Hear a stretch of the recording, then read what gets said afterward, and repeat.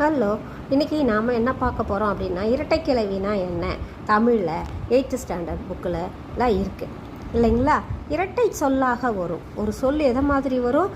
இரட்டை சொல்லாக வரும். தனித்தனியே பிரித்தால் பொருள் தராது. இப்போ 2 சொல் இருக்கும், ஒரு சொல்லை எடுத்துட்டா இன்னொரு சொல் என்ன பண்ணாது? பொருள் தராது. 2 முறைக்கு மேல் அடிக்கி வராது. 2 முறைக்கு மேல் அது என்ன பண்ணாது? அடிக்கி வராது. இரட்டைக்கிளவினா எதை மாதிரி இருக்கும்? இரட்டை சொல்லாக இருக்கும். 2 சொற்களாக இருக்கும். தனித்தனியே பிரித்தால் பொருள் தராது. 2 முறைக்கு மேல் அது அடிக்கி வராது. அதுவே அடுக்கு தொடர்னு வச்சுக்கோங்களேன். ஒரே சொல் மீண்டும் மீண்டும் அடுக்கி வரும். ஒரே சொல் கடை கடை கடை கடை கடைன்னு ஓடிச்சு பாரு வண்டி அப்படின்னு வரும் இல்லையா? அதுதான் அடுக்கு தொடர். ஒரே சொல்லு மீண்டும் திரும்ப திரும்ப திரும்ப வர்றது அடுக்கு தொடர். தனித்தனியாக பிரித்தாலும் பொருள் தருமா? விடு விடு விடு விடு அப்படி சொல்லுவாங்க இல்லையா? தனித்தனியாக பிரித்தாலும் அது என்ன பண்ணும்? பொருள் தரும். ஆனால் இரட்டைக்கிளவியில் தனித்தனியாக பிரித்தால் பொருள் தராது. இரட்டைக்கிளவியில் இரட்டை சொல்லாக வரும். 2 சொல்லு மட்டும் வரும். 2 சொல்லு மட்டும் வந்தால் அது என்னது? அது இரட்டைக்கிளவி. ஒரே சொல்லு மீண்டும் மீண்டும் வந்தால் அது என்னது? அடுக்கு தொடர். தனித்தனியாக பிரித்தாலும் பொருள் தரும் அடுக்கு தொடர். இரட்டைக்கிளவியில் தனித்தனியாக பிரித்தாலும் பொருள் தராது. 2 முறைக்கு மேல் அடுக்கி வராது. ஆனால் இதில் 2 அதுக்கு மேற்பட்ட தடவை எத்தனை தடவை வேணாலும் திரும்ப திரும்ப வரும்.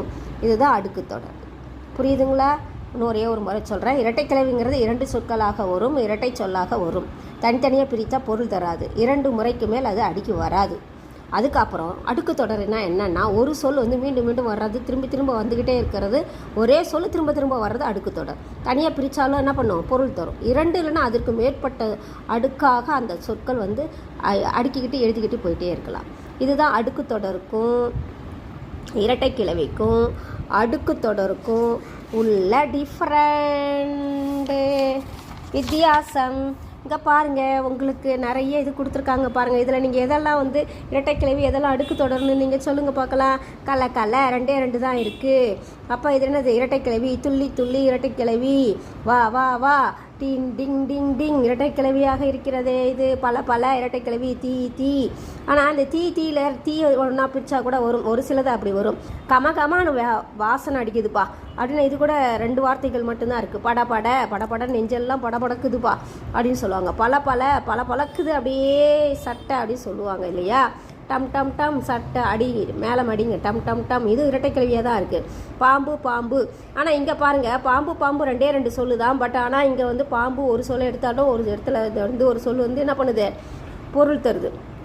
குதித்து இரட்டைக்கிளவி தான். அங்கே குதித்துங்கிறது ஒரு இதை குதித்து எடுத்தால் கூட ஒரு குதித்து தரும். ஒரு சிலதில் வராது. பளீர் இங்கே பார்த்தீங்கன்னா பளீர் கூட இரட்டைக்கிளவியாக தான் அமர்ந்திருக்கு. புரியுதுங்களா உங்களுக்கு? இதை மாதிரி இரட்டைக்கிளவிகளில் நிறைய வார்த்தைகள் உங்களுக்கு இங்கே கொடுத்துருக்காங்க. சப்ஸ்கிரைப் பண்ணுங்கள். உங்களுக்கு புரிஞ்சிருக்கும்னு நினைக்கிறேன். இரட்டைக்கிளவிக்கும் அடுக்கு தொடருக்கும் உள்ள டிஃப்ரெண்ட் உங்களுக்கு புரிஞ்சிருக்கும்னு நான் நினைக்கிறேன்.